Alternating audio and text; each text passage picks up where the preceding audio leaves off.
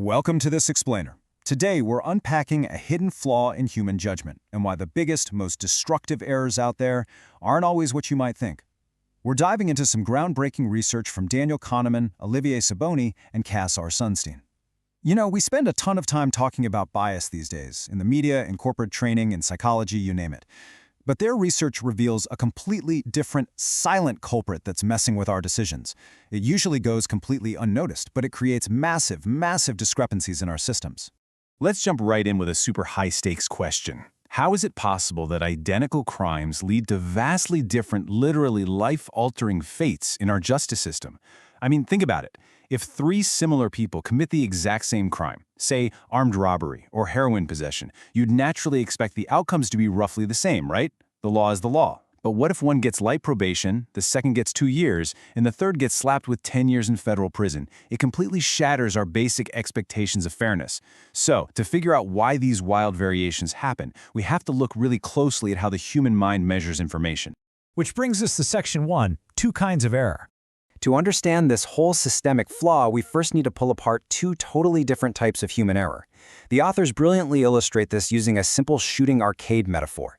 So imagine 4 teams of friends at a shooting range. Each team has 5 people sharing 1 rifle, and everybody takes 1 shot at their target. In a perfect world, every single shot nails the bullseye. And that's pretty much what Team A does. They're highly accurate and highly consistent.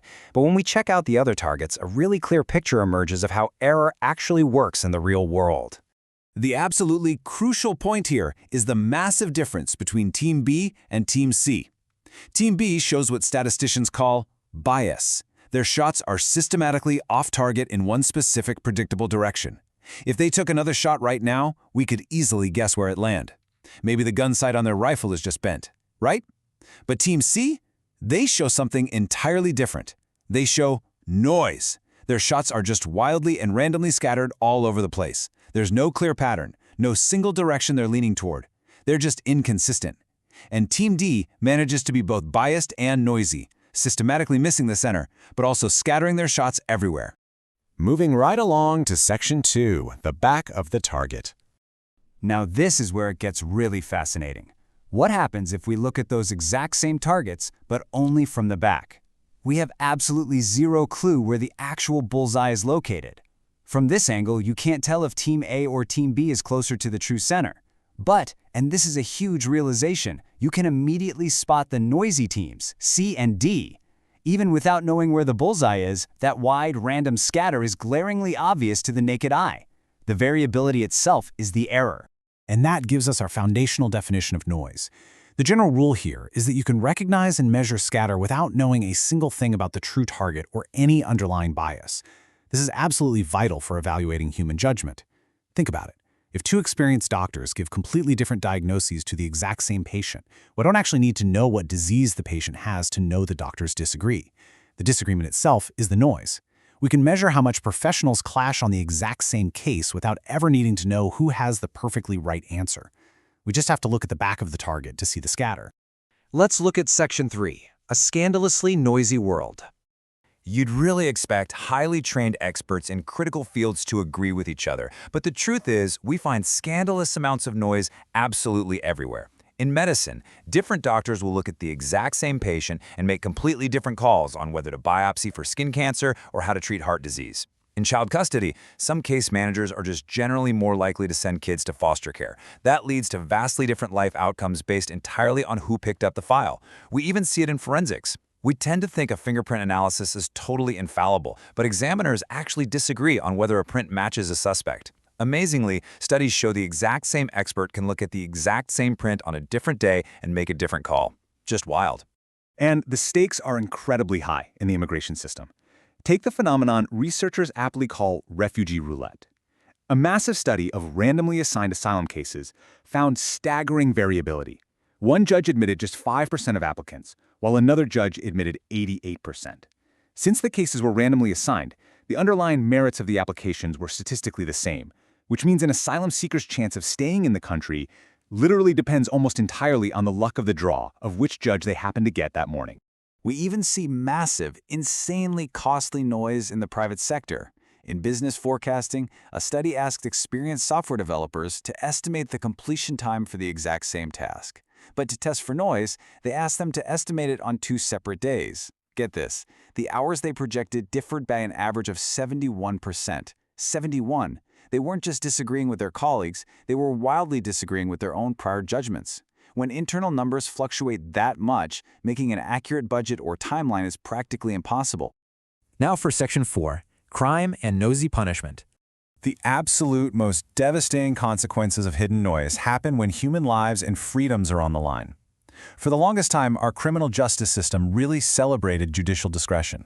The idea was that judges should look at the unique circumstances of every single defendant to tailor a humane punishment. But in the 1970s, Judge Marvin Frankel blew the whistle on this. He realized that this individualized, open-ended discretion was actually a recipe for massive, destructive noise. The punishment ended up depending way less on the crime itself and way more on the personal views, background, and honestly, even the daily mood of whichever judge heard the case. The stark contrast in actual cases proves his point perfectly. Frankel highlighted some real-world instances to show this systemic disparity.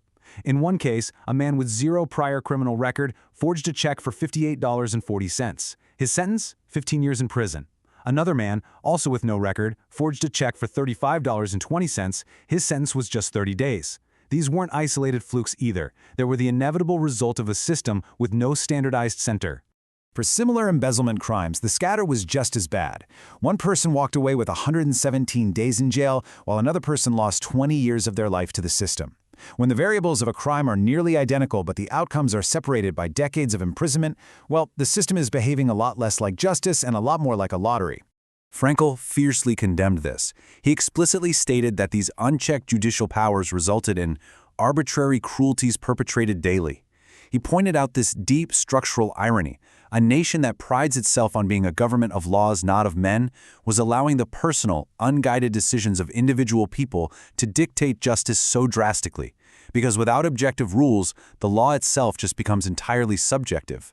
And to prove this wasn't just a few cherry-picked anecdotes, a huge study was done in 1974 with 50 federal judges. They were all given the exact same hypothetical case files to review and sentence. The results? A complete and total absence of consensus.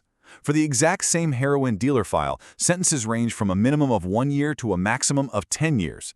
For the same extortion file, sentences range from 3 years in prison with no fine all the way up to 20 years in prison plus a $65,000 fine. They were looking at the exact same facts and landing in completely different universes of punishment. An even bigger study in 1981, this one with over 200 federal judges evaluating 16 identical cases, confirmed this stark reality. Out of 16 cases, there was unanimous agreement that a prison term was even appropriate in only 3 of them. In one fraud case, the average sentence was 8.5 years, but some judges looked at that exact same file and demanded life in prison. In another case, the average was just over a year, but the maximum handed down was 15 years. This level of scatter, this invisible noise, was just fundamentally undermining the whole concept of fairness. Ultimately, Frankel argued we had to completely replace this noisy system.